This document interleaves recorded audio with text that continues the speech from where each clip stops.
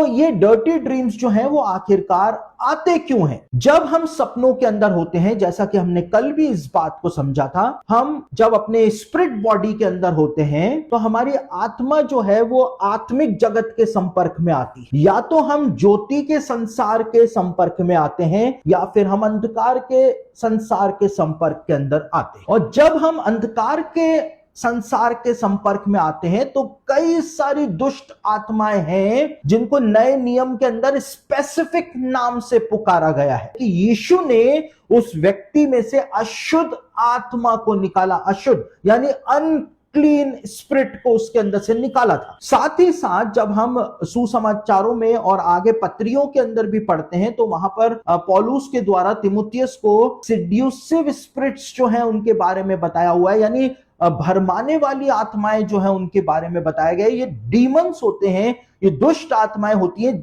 जब हम आत्मिक लोक में होते हैं, हम सपने में हैं, हमारी बॉडी रेस्ट कर रही है लेकिन हम स्पिरिट बॉडी के अंदर हैं, हम आत्मिक लोक के संपर्क में आ चुके हैं और इसलिए उस समय ये जो अनक्लीन स्पिरिट्स होती हैं हमारे साथ संबंध बनाने का प्रयास करते। और ये सब कुछ कैसे होता है? आपके जीवन के बारे में दुष्ट आत्माएं किसी हद तक बहुत कुछ जानती हैं और ये आपको, अगर आप किसी को पसंद करते हैं या किसी के प्रति आपके मन में कुछ गंदे विचार है भी, तो ये दुष्ट आत्माएं उसी व्यक्ति का या उसी स्त्री का भेष बदल करके सपने में आपके साथ संबंध बना, क्योंकि ये अनक्लीन स्पिरिट है इसलिए ये आपकी आत्मा को अनक्लीन कर देती है। और आत्मा अनक्लीन होती है, आत्मा जो है वो मलिन होती है। ये बात खुद पौलुस के द्वारा बताई गई। पौलुस कहता है, अतः हे प्रियो, जबकि ये प्रतिज्ञाएं हमें मिली हैं तो आओ हम अपने आप को शरीर और आत्मा की सब मलिनता से शुद्ध करें। यानी शरीर की मलिनता तो होती है, शरीर अशुद्ध होता है, लेकिन आत्मा भी मलिन हो जाती है, आत्मा भी गंदी हो जाती है। और आत्मा के गंदे होने के कई सारे तरीके होते हैं और एक तरीका जो है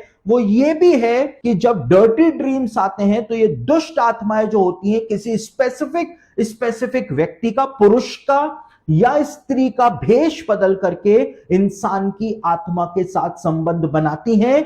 और इस प्रकार से जब हम सुबह सो करके उठते हैं तो वही गंदे विचार जो हैं वो पूरे दिन हमारे दिमाग के अंदर चलते रहते हैं। और जब ऐसे सपने आते हैं और जब आप उठ जाएं, पूरे दिन परेशान रहने से अच्छा है उठते के साथ ही हमको प्रार्थना करनी चाहिए, परमेश्वर से ये इस बात को कहना चाहिए कि प्रभु आप मेरी आत्मा को शुद्ध करें, मेरे विवेक को शुद्ध करें, क्योंकि कहीं ना कहीं गलती हुई जिसकी वजह से मैं अशुद्ध आत्मा के संपर्क में सपने के अंदर आ गया था। आपकी कोई गलती नहीं है, लेकिन आप अनजाने में सपने के अंदर, स्पिरिट वर्ल्ड के अंदर ऐसी आत्माओं के संपर्क के अंदर आ गए थे।